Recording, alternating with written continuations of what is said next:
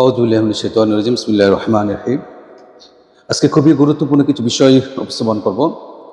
যে কোনো সময় বাংলাদেশে আক্রমণ, ভারতের পক্ষ থেকে আমাদের উপরে যদি আক্রমণ হয়, এর প্রতিহত করার শক্তি আমাদের কতটুকু আছে, এ ব্যাপারে আমাদের কিছু মন্তব্য। রংপুরকে হিন্দু রাষ্ট্র বানানোর যে পায়তারা ষড়যন্ত্র, এই ব্যাপারে খুবই গুরুত্বপূর্ণ কিছু তথ্য। হরিদাস চন্দ্র তরুণী দাস এর আসল চরিত্র কি, এ ব্যাপারে আমাদের কিছু প্রশ্ন এবং গবেষণা রিসার্চ রয়েছে। মন্দির স্থাপনে অন্য জায়গায় আপত্তি না থাকলেও শুধুমাত্র রংপুরের সেই রাম মন্দির স্থাপনে কেন বাংলাদেশের আপত্তি জানা দরকার। ভারতের একজন, যাকে বলে ভারতের কর্নার এক বড় ব্যক্তিত্ব, সে বাংলাদেশকে নিয়ে বক্তব্য দিতে যেয়ে বলে যে 10 বিলিয়ন টাকা দিয়ে আমরা রংপুরকে ক্রয় করব, যদি তারা রংপুরকে না দেয় জোর করে দখল করব। কারণ তারা একটা ত্রিশক্তি আছে, এই ত্রিশক্তির মাধ্যমে মূলত তারা বাংলাদেশকে দখল করার জন্যে তারা বারবার হুমকি দিয়ে আসছে বিভিন্ন মিডিয়া, বিভিন্ন পাড়ায়। আসলে কি রংপুরকে তারা দখল করবে? এটা কতটুকু যৌক্তিক? দেখুন, রংপুরকে দখল করার এটা তাদের কথা না, এটা আজকের কথা না, এবং আজকে থেকে তাদের চক্রান্ত না, এটা গভীর চক্রান্ত। এটা অনেক আগ থেকেই রংপুরকে ভারতের অঙ্গরাজ্য বানানো। দেখুন, এটা আমরা কিছু তথ্যের মাধ্যমে প্রমাণ পেয়ে যাব ইনশাআল্লাহ। তাদের এসব প্ল্যানের বাস্তব পূর্বাভাস হলো রাম মন্দির স্থাপন, যা 81 বর্গ ফুট এত বিশাল উঁচু রাম মন্দির স্থাপন তারা করতে চাচ্ছে। এই আকাশচুম্বী রাম মন্দির স্থাপন কি এশিয়া মহাদেশে আর কোথাও আছে? দেখুন, বাংলাদেশে 92% মুসলমানের দেশ। ভারত একটি এত বড় হিন্দু রাষ্ট্র, যেখানে 125 কোটি হিন্দুরা বসবাস করে। এত বড় রাজ্য থাকার পরেও এই দেশের মধ্যে মাত্র 77 ফুট উঁচু রাম মন্দির স্থাপন করেছে কিছুদিন আগে। সেখানে এটা উদ্বোধন করেছেন স্বয়ং বিজেপি সরকার, নরেন্দ্র মোদী। কিন্তু আমার এই ছোট্ট দেশে রংপুরের বিভাগে, যেখানে মাত্র 10 লক্ষ বা 9-10 লক্ষ হিন্দু বসবাস করছে, সেখানে মুসলমানদের সংখ্যা প্রায় 31 লক্ষ। ওইখানে তারা রাম মন্দির স্থাপন করে, তাও আবার এশিয়া মহাদেশে, সারা পৃথিবীর মধ্যে সবচেয়ে বড় রাম মন্দির স্থাপন তারা করতে যাচ্ছে। তার কারণটা কি? রাম মন্দির আগে তো কিছুদিন আগে 50 ফুট উঁচু কৃষ্ণ মন্দির তারা নির্মাণ করেছে, সেখানে তো কেউ কোনো প্রতিবাদ করেনি। যখন হরিদাস চন্দ্র তরুণী দাসের ব্যাপারে বিভিন্ন তথ্য আমাদের কাছে আসতে শুরু করলো, তখনই কিন্তু বাংলাদেশের মানুষের মাথা গরম হয়ে যায়। একজন এসি মিস্ত্রি হরিদাস চন্দ্র তরুণী দাস একটা রাম মন্দির স্থাপন করছে, যা এশিয়া মহাদেশের মধ্যে সবচেয়ে বড়, কোটি কোটি টাকা ব্যয় করছে। একজন এসি মিস্ত্রি হয়ে সে এত বড় বড় প্ল্যান বাস্তবায়ন করার পিছনে কিসে কারণ? এটা যে কোনো মানুষের হৃদয়ে নাড়া দিবে, প্রশ্ন জাগবে। দেখুন, সবচেয়ে গোপন এবং পরিতাপের এবং খুবই আশ্চর্য সংবাদ হচ্ছে যে এই হরিদাস চন্দ্র তরুণী দাস শুধু একটা রাম মন্দির স্থাপন করে ক্ষান্ত হবে, বিষয়টা কিন্তু এখানে নয়।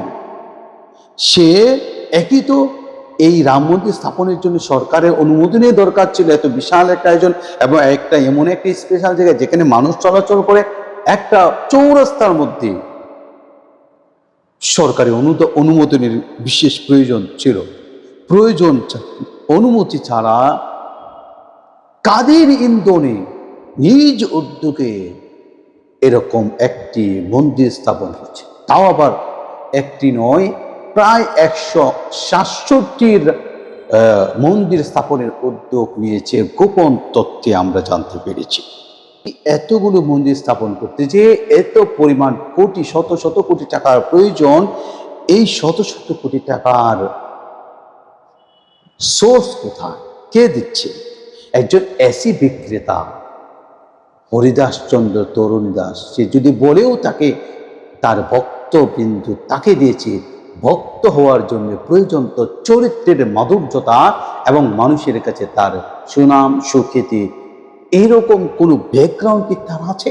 আসুন আমরা এখন তার ব্যাকগ্রাউন্ড সম্পর্কে জানি। জমিটা খাস জায়গার উপর হয়েছে, আর ওই মন্দিরটা এত বড় প্রতিষ্ঠান খাস জায়গার উপর হয় কিভাবে? টাকার উৎস ওর তো অবৈধ অনেক ব্যবসা আছে। দেখুন, তার ব্যাকগ্রাউন্ড সম্পর্কে আমরা জানতে পারলাম 2022 সালে সে হরিদাসচন্দ্র তরুণী দাস সে মুসলমান হয়, ইসলাম ধর্ম গ্রহণ করে তৌহিদ ইসলাম নামে তার নাম হয়। তৌহিদ ইসলাম নাম হওয়ার পরে সে হঠাৎ করে 1-2 বছরের ডিফারেন্সে সে কিভাবে হরিদাসচন্দ্র তরুণী দাস হয়ে এত বিশাল বিশাল কাজ করছে, অথচ তার ব্যাপারে পূর্বেও 2008 সালে অর্থ পাচার, বিভিন্ন ধরনের অনৈতিক আর্থিক লেনদেনের অপরাধে তাকে গ্রেফতার করে পুলিশ। আমরা বাংলাদেশের মধ্যে অমুসলিম ভাইদের মন্দির আছে, কোনো জায়গায় কেউ বলতে পারবে না যে তাদের মন্দির ভাঙা হচ্ছে, কোন হিন্দু ভাইয়ের দুর্গা পূজায় বাধা দিচ্ছে। কিন্তু শুধুমাত্র আপত্তি এই রাম মন্দির স্থাপনে কেন? আশা করি আপনারা বুঝতে পেরেছেন। দেখুন, একজন সেনা কর্মকর্তা তিনি বাংলাদেশকে নিয়ে কিছু কথা উপস্থাপন করেছেন। তিনি স্পষ্ট করে বলে দিয়েছেন বাংলাদেশের যে কোনো সময় অ্যাটাক হতে পারে, এই জন্য বাংলাদেশের মানুষের কতটুকু সতর্কতা থাকা দরকার, বাংলাদেশের মানুষ কতটুকু এ ব্যাপারে শক্তিশালী। শত্রুপক্ষ থেকে যদি আক্রমণ করেই বসে, এটাকে তো প্রতিহত করার শক্তি লাগবে। এই শক্তি আমাদের কতটুকু? তিনি বলতেছেন, আমাদের একজন সেনা কর্মকর্তা তিনি বলেছেন স্পষ্ট যে আমাদের বাংলাদেশকে $10 বিলিয়ন সাধবে, যে $10 বিলিয়ন টাকা দিব, এই টাকা দিলে পরে রংপুর আমাদেরকে বিক্রি করে দিবেন। বলছে যদি বিক্রি না করে বাংলাদেশ, তাহলে যেটা করতে হবে সেটা হচ্ছে জোরপূর্বক দখল করে ফেলতে হবে। তাদের একটা ত্রিশক্তি সামরিক বাহিনী আছে। বাংলাদেশে প্রয়োজন সামরিক প্রশিক্ষণ, এটা অত্যন্ত গুরুত্বপূর্ণ। শুধু ভারত থেকে বা অমুক জায়গা থেকে আক্রমণ হবে তা প্রতিহত করার জন্য নয়, বরং বাংলাদেশের স্বাধীনতা সার্বভৌমত্ব রক্ষায় সামরিক প্রশিক্ষণ অতীব গুরুত্বপূর্ণ হয়ে দাঁড়িয়েছে। আমাদের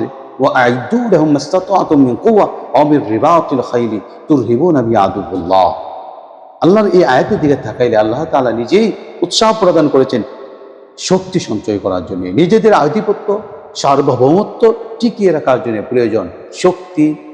বাংলাদেশের মধ্যে হিন্দু মুসলিম বৌদ্ধ খ্রিস্টান একসাথে ভালোবাসার সাথে তারা বসবাস করে আসছিল, কিন্তু ভারতে আমরা দেখতে পেয়েছি সেখানে মুসলিম নির্যাতনের সর্বোচ্চ পর্যায়ে চলে গেছে। নারীদেরকে ধর্ষণ এবং মেয়েদেরকে জোর করে জয় শ্রীরাম বলানো, এরকম মসজিদ মাদ্রাসা ভাঙা হচ্ছে, বন্ধ করে দেওয়া হচ্ছে।